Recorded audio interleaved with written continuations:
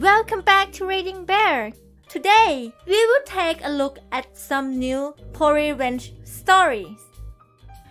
And if you enjoyed my content, please don't forget to subscribe to my channel and post some bear emojis in the comments.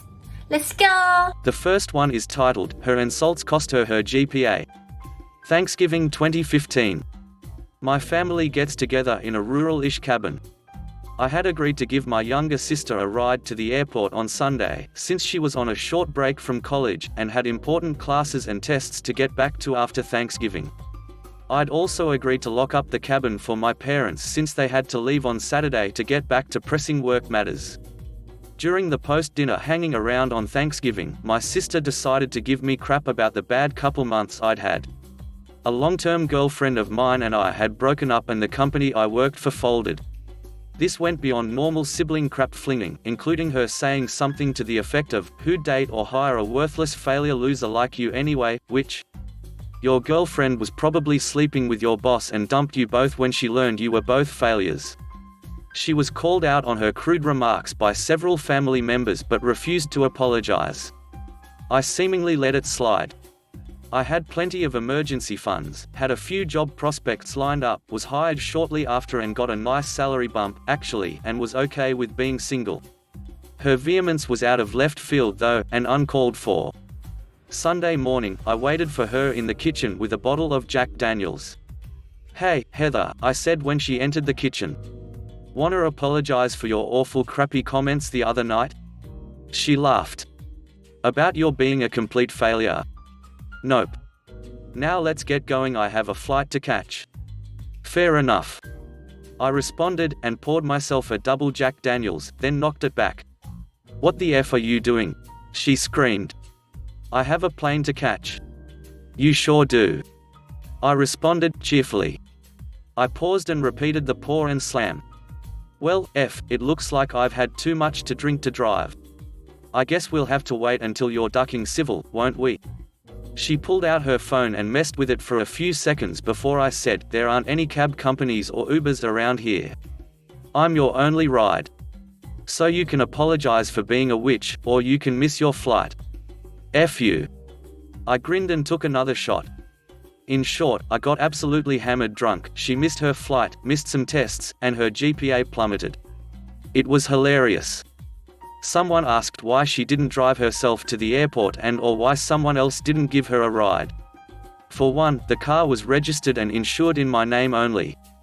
I'd locked the keys in the little keypad safe in our parents' room and changed the combination. As for other ride options, it was established early on that I would be giving her a ride, so we were the last two there.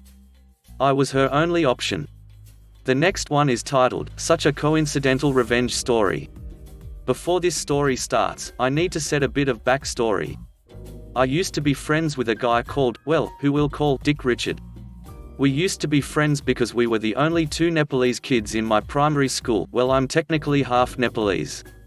We could speak the same language, and our dads were in the same army regiment.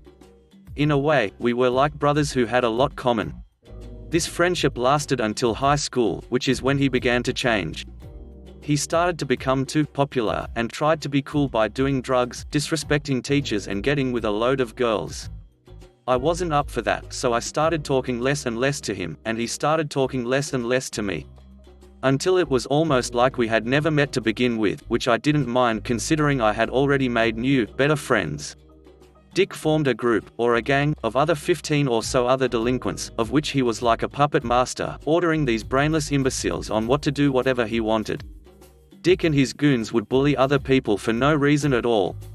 However, I was somewhat in the clear, since I had nothing to be bullied on, because I was nice to everybody, and stirred no crap. This is where the story starts. It wasn't until recently when Dick started talking to me again. During school, my phone would start ringing from random numbers. Each time, the same person picked up Dick.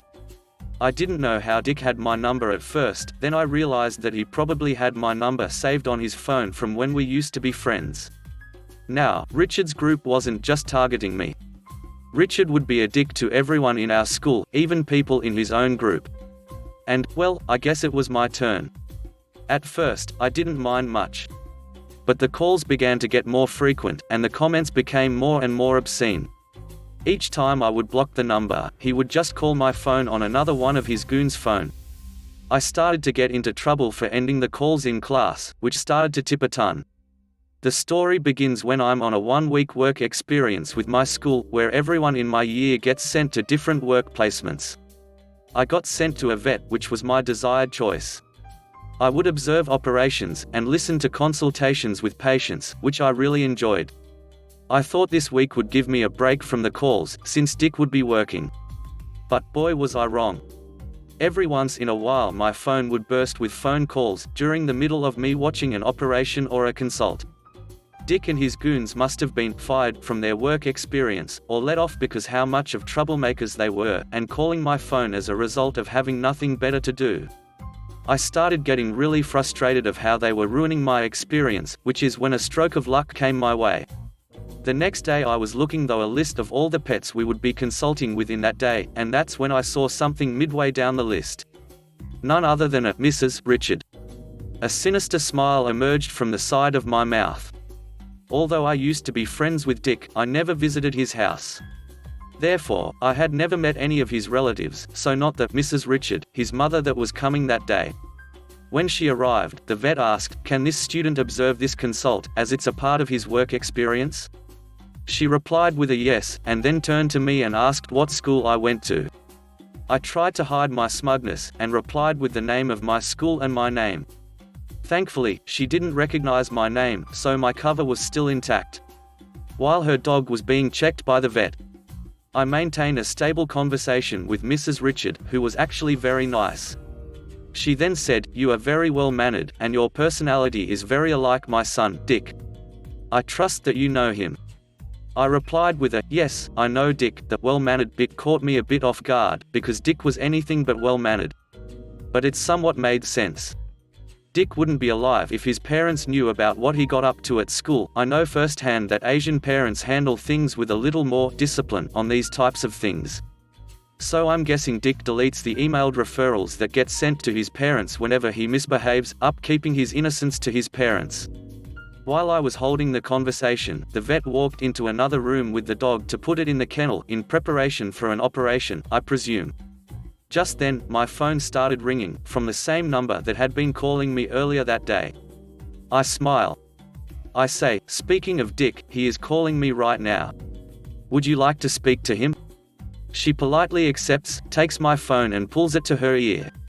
Then there is silence, with a slight murmuring from the phone.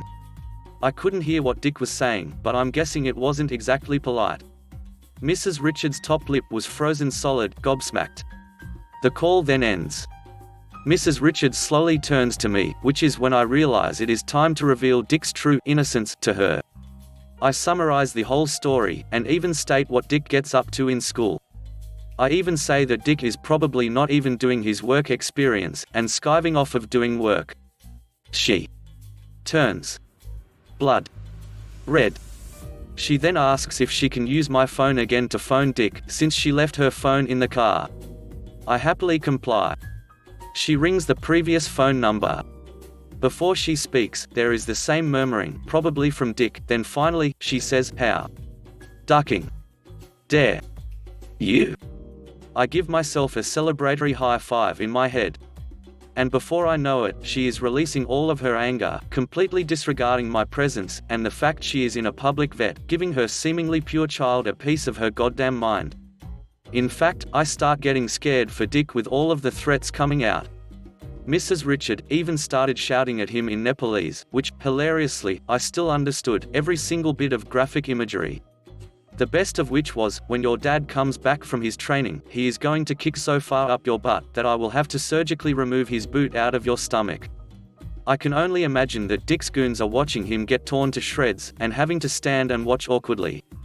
After a while, Mrs. Richard returns my phone and apologizes to me for the scene, and her son's behavior. I told her not to mention it. I happily worked the rest of the week, call-free, making the most out of my time. After which, I departed for a well-deserved summer break. However, I started getting scared that I would be jumped after the break, by a upset Dick and his crew. But, despite this event, I never saw or spoke to Dick again, and his goons didn't hold a grudge either. It turns out that Dick got sent to an army-like boarding camp, a few hundred miles towards the north of the country, and there, he may well learn to behave. So, moral of the story? Don't come between an Asian and their learning. The next one is titled, He Had a Laundry List of Criminal Offenses. I found out just in time. I met a guy while vacationing in California one summer, a really nice guy, and he always wanted to do something fun and different every day. From hiking, paintballing, swimming, or going out on the ocean. After the vacation ended, we kept in touch, and over the course of the next year, we decided I would move to California. I work in healthcare as a nurse, so getting a job almost anywhere isn't tough, but as the new nurse, your hours are going to be crappy. No surprise, so after we've lived together for a few months and working terrible hours, they go back to normal hours and we can really spend more time together. I'm not really one to snoop around. He had a safe in the bedroom where we kept basic safe stuff like passports, SS cards, birth certificates, etc.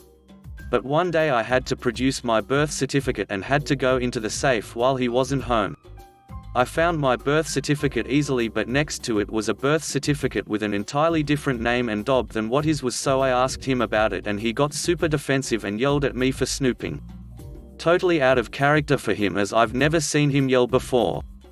I still wanted to know what the duck, and based on his reaction and the fact I moved to a different state to be with him, I deserved to know if he was hiding anything. A few days later he finally tells me the truth. He used to be married and has twins. This caught me off guard because normally you tell someone you are in a relationship with if you have kids. That doesn't bother me as much as him using a different name, however. So he decides this is the time to be totally honest with me, tells me he didn't want to pay child support or alimony because she was cheating on him, but he couldn't prove it in court and he believed the kids weren't his, even though he also admitted they did a paternity test and he's the father. What the duck? So he simply started using his old friend's name and information that he for some reason had after they were college roommates. So many red flags are now flying. Why did he have his roommate's birth certificate and social security number?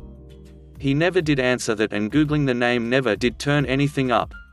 Then he decided to admit he's been cheating on me ever since I moved out here, since we are being honest, and he finally could share his life with someone. So I moved out that very night to sleep on another nurse's couch. He, however, refused to leave me alone and eventually started to threaten me over the phone. Big mistake, you just admitted to skipping out on child support, alimony, court orders, and identity theft. I started looking up his hometown and state, one thing he didn't seem to lie about, and found public records of his divorce and tracked down his ex-wife on Facebook.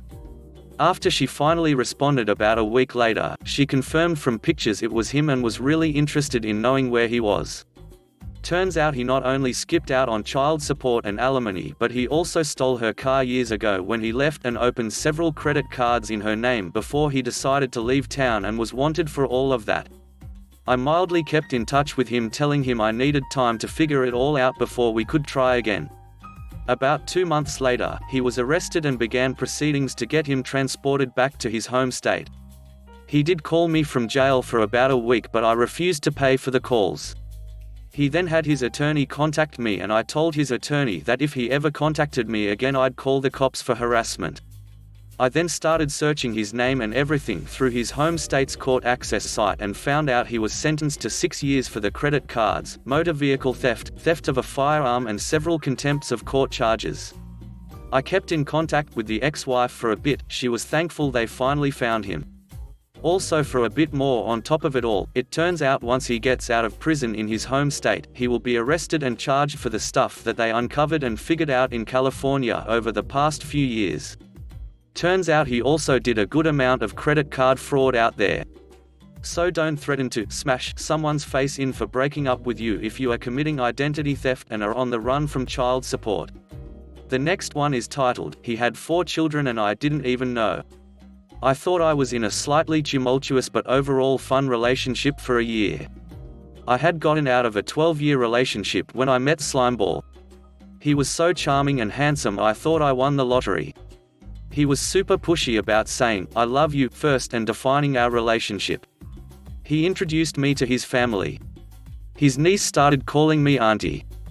He tells me about his 3 children and their mothers and tells me about how the mother of his oldest hates him and is keeping him away from the kid. But then things started getting weird. His ex started calling all the time, multiple times a day. They had children together, but the grandmother had custody. I was told, to make it seem normal, that both of them had jobs where they traveled a lot, so they signed legal guardianship over to the grandma to make schooling and emergency issues easier. Then the mum moved down to the city we were living in for work training. She was moving down permanently without the kids. When I asked why the kids weren't coming, I was told they need to stay in the same school. They are 6 and 4. I'd say staying with parents is more important at that age than their peer group. It was weird, but I'm the cool girlfriend and it wasn't my place to tell them where their daughters should live. His work was in the cannabis industry, kind of. He worked with the ex-brother-in-law going to legal states, buying pounds at a time and trafficking it via USPS. So, when he tells me he's going to Oregon, I think nothing of it. After a week in Oregon, a lot of stories aren't adding up, like his phone is always dead even though he carries a power bank with him. Then one of his friends starts posting cuddled up selfies with him. I quickly put 2 and 2 together and dump him for cheating on me with this chick in Oregon. After I dumped him, I made a messy Facebook post on his wall. When the mother of his oldest child sees it and she contacts me and lays out the truth. He never contacts his oldest daughter, even though he has her cell phone. No one is keeping him from her. He owes $20,000 in back child support for her as he has never once made a payment. He moves around a lot and works under the table, so the mother was never able to collect garnishments or anything. He has a huge criminal record, starting with rape he committed at age 15, and then a lifetime of fraud, larceny and drug charges I knew nothing about. His ex, who moved to our city, was his girlfriend of 9 years who was very much still in a relationship with him, and they willingly gave up the 2 children because they preferred to use drugs. He likes heroin, and she likes pills. There is a 4th child. He and the mother conspired to pin the paternity on another poor sap, and it's been 17 years now that this other man has been paying for a kid that is not his. Oh, and I was this slimeball's side chick. His family knew and played along in the lie and included their 10 and 16-year-old children in the lie. His chick in Oregon is actually his star-crossed lover from childhood. And every time they would try to be together, one or the other would end up in jail. The Oregon chick also has criminal record highlights, including criminally negligent homicide from a DUI where she killed her passenger, fraud, larceny, and drug charges. This shocked me, so I paid for a criminal background check, which is how I learned of their records. I profusely thanked the ex for telling me the truth about the situation. I mulled on it for a bit, trying to convince myself to simply consider myself lucky and just walk away with my dignity intact. But then he'd be winning and I knew I had everything in my power to come down on him like Thor's hammer. I gave the ex all of his info, SSN, state ID #S, current and past known addresses. With this, she contacted her state's child support services. He will now have his driver's license revoked and can't get one regardless of which state he moves to until he is current with his past payments. If he ever gets a real job, 25% of his wages will be garnished. He now has a warrant for his arrest in the state his oldest kid lives. He's trying to play house with his new girlfriend and contacted the mother of his oldest to arrange a meeting with his kid and his girlfriend's child. The mother is playing nice and pretending it's a go. He is planning a trip to visit the daughter. He will not see her at the meeting. He will be seeing the police and they will arrest him for failure to pay, and he won't get out of jail until he pays a sizable chunk of the $20,000 past due plus bail. I gave the ex his info the day before his federal tax refund was set to go out. She was fast enough at getting his info to CSS that they intercepted his full tax refund and now, for the first time, has to pay something for his child. His past due child support is also going on his credit report. I know the name of the business his ex-brother-in-law owns and uses to launder his drug trafficking money, so I dropped a dime to the IRS. So, he's losing his only steady income soon and can't get a job at Walmart due to his criminal record, and if he does manage to find someone that hires without criminal background checks, he will lose 1/4 of his paycheck. I told this story to two of my hacker friends and they got into contact with hackers more talented than themselves and are now going to take care of a few more things for me, like finding the guy who was conned into paying for a kid that's not his. The last one is titled, "The DHL delivery couldn't have had better timing." This story starts off with a slightly less humorous fact. A few days ago, I was on the unfortunate end of credit card fraud. The fraudsters decided to take my CC info and purchase $1,000 worth of car parts from Philly and have it sent across the border to the city I currently live in, Vancouver, Canada. Normally, this is where the story ends. Sometimes they get away with it, sometimes they don't, but either way, my card is replaced and I continue on living my life. This, however, is where the fun starts happening. I got a call this morning about a DHL shipment entering the country that required customs to be paid. Knowing I haven't shipped anything with DHL in forever, they are the worst, I quickly come to the realization that it must be the fraudsters shipping their goods here. It can't be. I thought. Who in their right mind would use a stolen credit card to order something to their own house in the city where the owner of the car lives? After a brief chat with DHL about the customs fees I will not be paying, I managed to obtain the address the package was being sent to. I hummed and hawed about it but eventually decided the best thing to do was call the local police department and let them know what was up. I told the officer all about the situation, and that unfortunately, I did not know what car the parts were for and that I hope this info helps them somehow in the future. He tells me that the chances are slim but he will swing by the house, it's literally 15 minutes from my own, just to see if anything weird is going on and follow up with me if he needs to.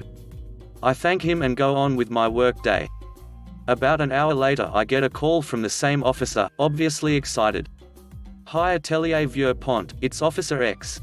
You will never guess what just happened." I was following up on the report and drove by the house.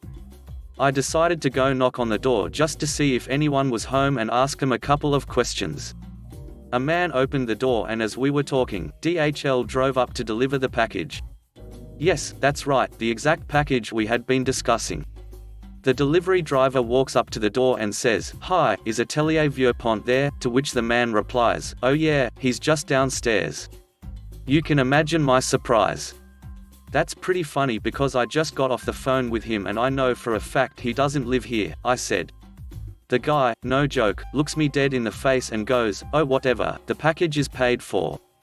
I chuckled and turned to the DHL driver to tell him should leave because I need to make an arrest. "I'm calling you while I drive back to the precinct, thought it might brighten your day." I still cannot believe that they caught the guy. Thanks for listening.